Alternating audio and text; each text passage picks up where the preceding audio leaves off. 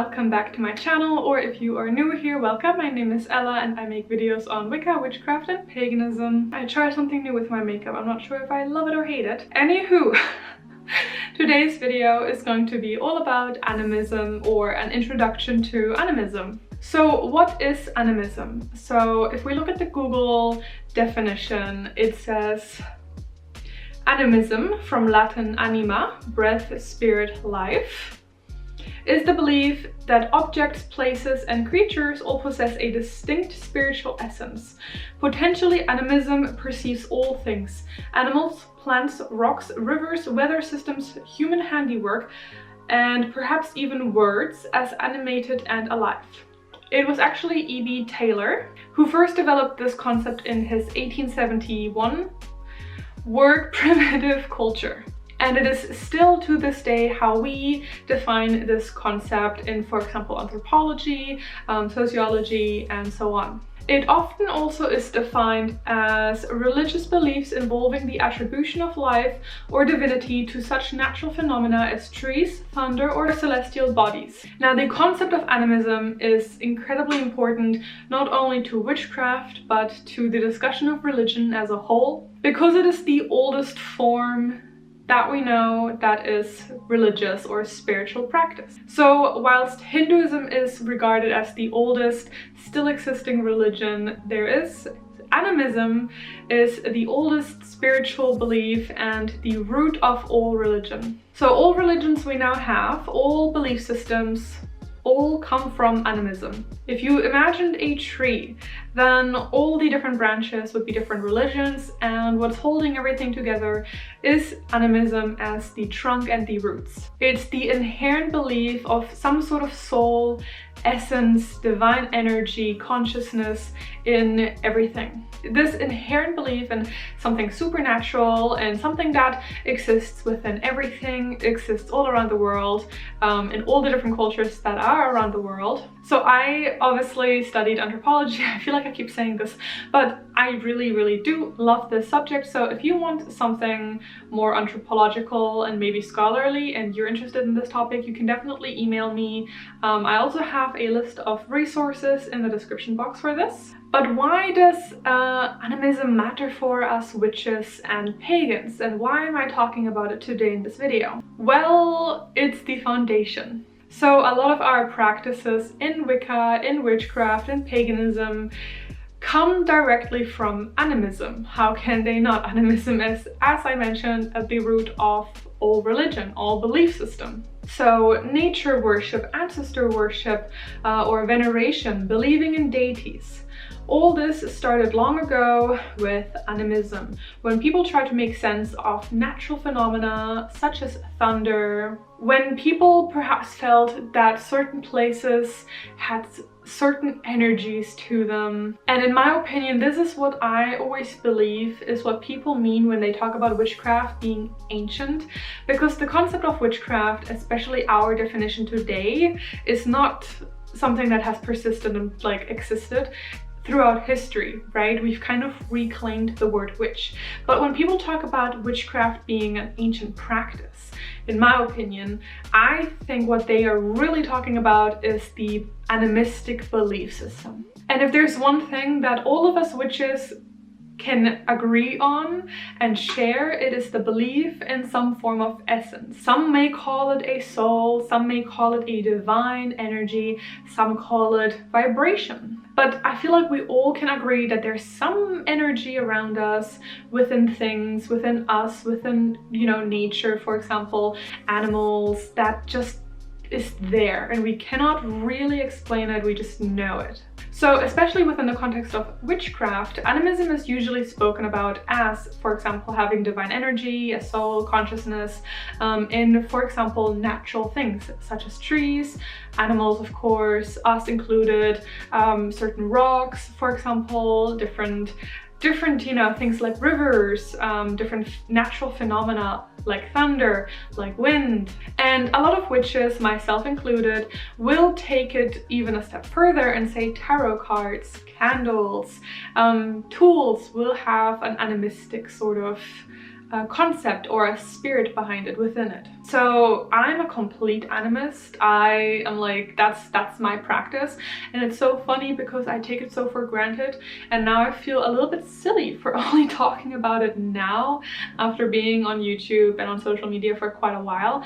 But it's because I feel like a lot of us take it for so granted that a lot of us gloss over it. So the nitty-gritty within animism is usually where people kind of split apart with opinions. So as I mentioned, for example, I believe my tarot cards have a spirit. I talk to my tarot cards. I wake up my candles before spell work. I believe my tools have an inherent spirit. My house has a spirit. But a lot of people will stop at a certain point. Sometimes people will stop at man-made things. Sometimes people only think that animism exists in trees, in natural occurring materials, let's say, for example, plants, you know, things like that. But people have a hard time kind of feeling like animism also applies to your car, or, you know, like these tongs, for example. So I feel like that's kind of where people start having their own beliefs and everything, which is absolutely fine, of course. I don't think we'll ever really know. I've talked to people that, and I agree with them, that even the algorithm and our social media and even our phone has its own animistic essence. Now I can't really give you an answer for what is right and wrong, because I feel like this is such a belief-based sort of thing that you really have to think about it yourself, make up your own mind about it. I personally kind of go case by case. For me, I believe that something has a spirit when we kind of created that environment for it. So for example, my pentagram necklace here, I believe that has a spirit because I poured spirit into it by consecrating it, for example. Or even things that I make myself have spirit because I created them and I've poured life into them. And that kind of goes into a different topic, something I'll talk about at some point later as well, which is the microcosm and the macrocosm, where I believe that we are a small-scale version of something larger, of the universe essentially, and that there is divinity within the universe, which means that because I'm small-scale universe, there's divinity in me, which means that what I create is also divine.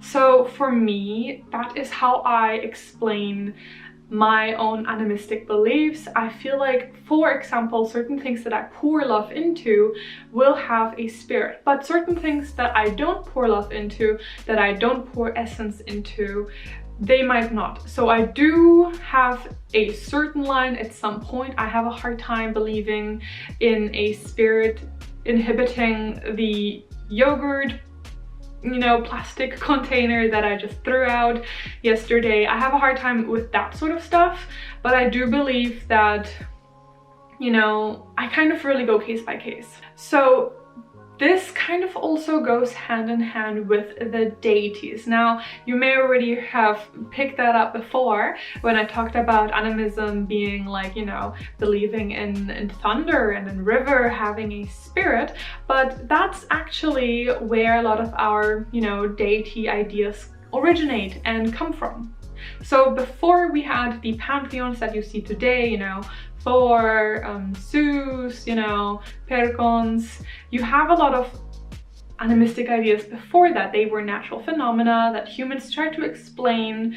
That's how we got animism. So in my personal practice, for example, how I work with my deities or the divine energies is, rather than seeing them as physical beings that have, you know, hobbies and interests and a person, you know, like a personality, let's say, a certain appearance, gender identities for that matter, I actually work or worship rather the energy behind it and what it symbolizes. So I work with Frau Holle and Wodan, and the way I see it in my personal practice, and this is going to vary for everyone, and that's fine, I look at what they symbolize. So Frau Holle symbolizes womanhood, motherly kind of energy. She is, you know, the trees and the water and the wisdom that comes from the trees and the strength and persistence that comes from water. And so that's how I work with those divine beings, because I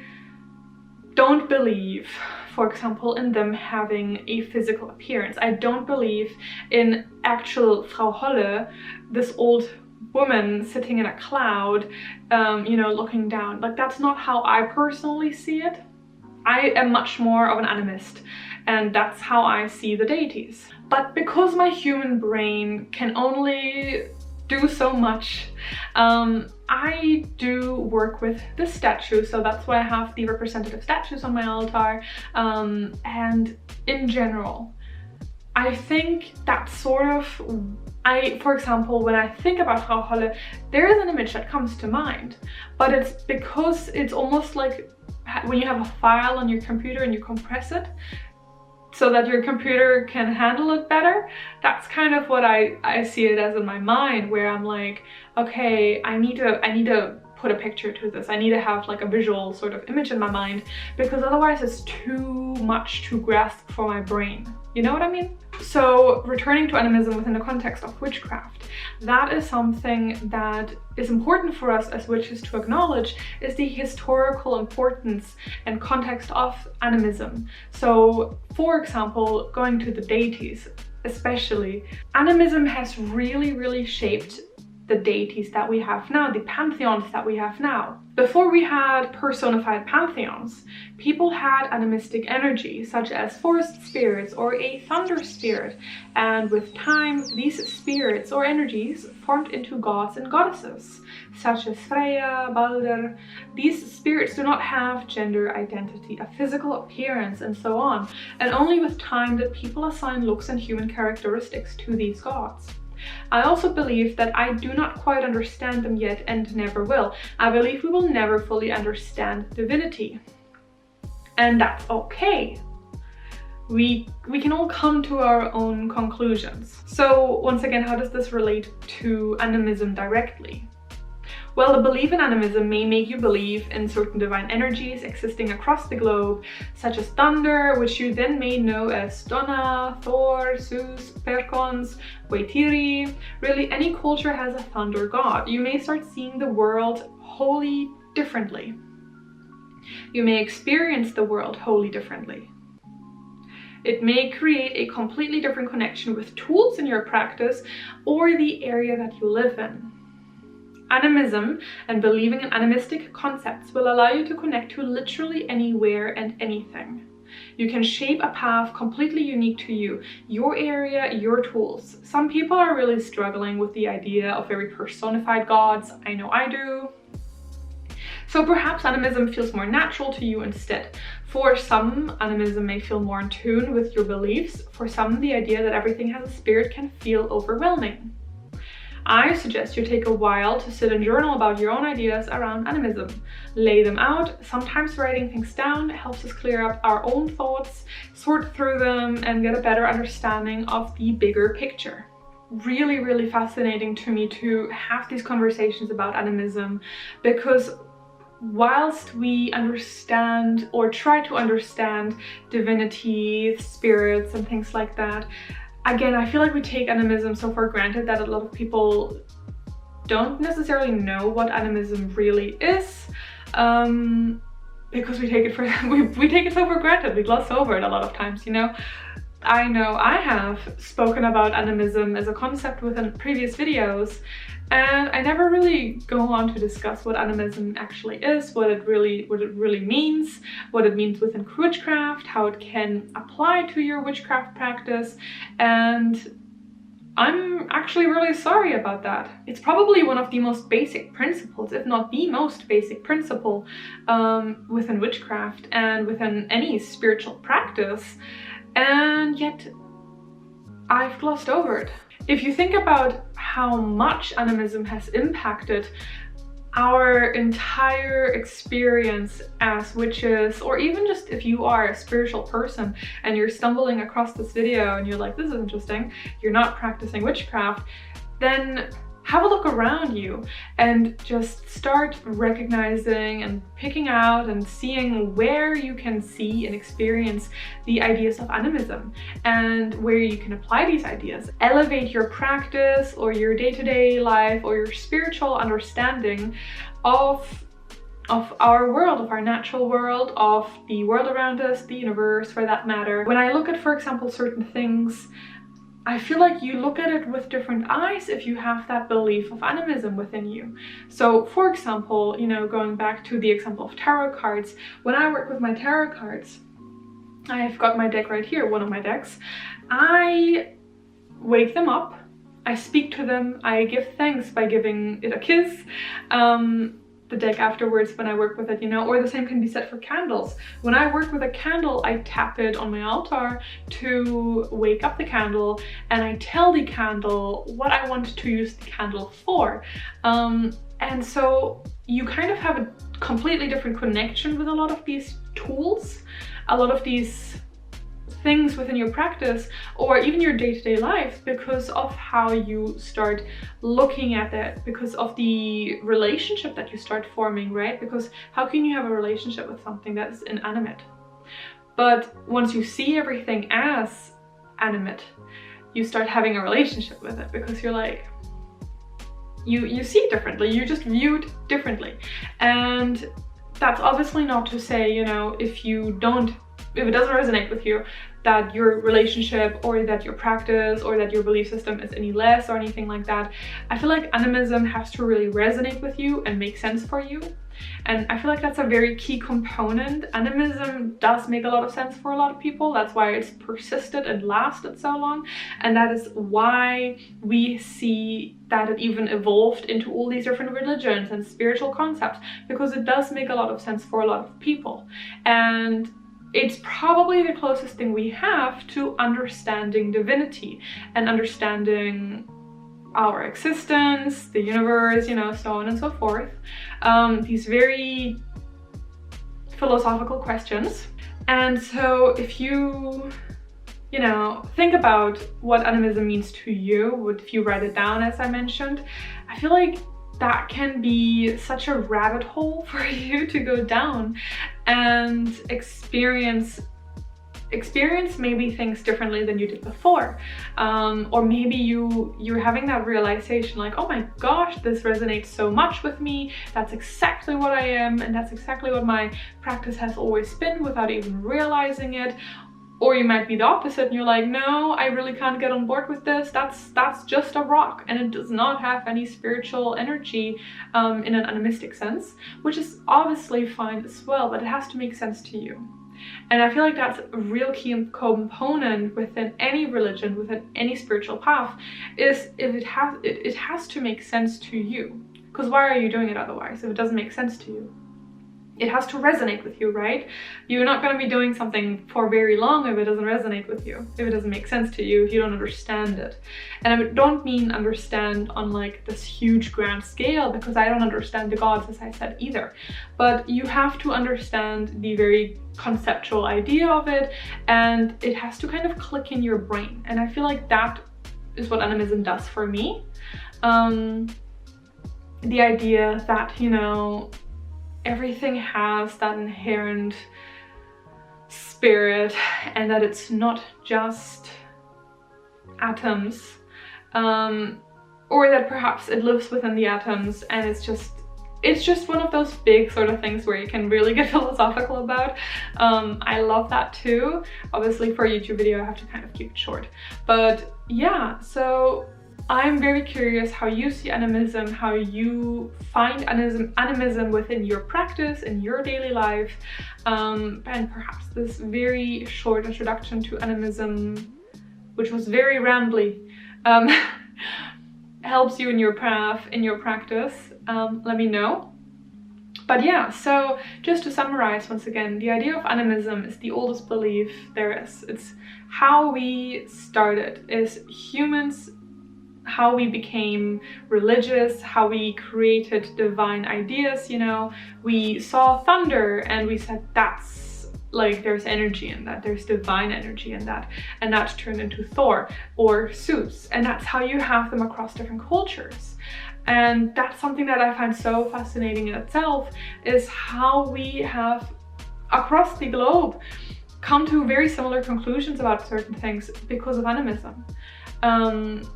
And animism has become and evolved into the religions and the spirits that we have today, and our outlook on certain divine beings, certain pantheons, purely exist because we have animism. You know, animism is like the very first thing. There was animism. And then we apply that to, and we see, you know, the rivers and the forests, and we say that's, you know, a spirit lives in there. And then you say, okay, that spirit feels a certain way, and that's how you have that emerge. You know, you have different, for example, Diana that will emerge out of that, or Odin that will emerge out of those ideas, because a couple of people felt a certain way about a certain animistic energy. And obviously then you have the natural evolution of religion emerging, spiritual belief emerging into religion, and then religion making sense for enough people for it to last and for it to prevail throughout history, or a return of religions, for example with paganism right now that we really see. And it's just really fascinating because it all comes down to animism.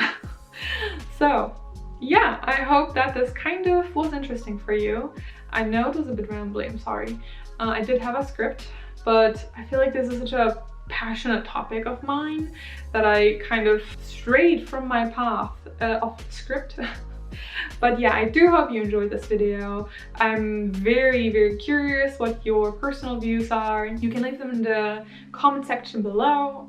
I do have a Patreon as well as a exclusive Discord channel if you would like to check that out. My Patreon tiers start at $1. And yeah, if you like this video, definitely consider giving it a like, thumbs up, and hit that notification bell. And I want to say thank you so much for watching this video. I hope you enjoyed it. I will leave all my socials in the description box below, of course, as well. And yeah, blessed be. Bye.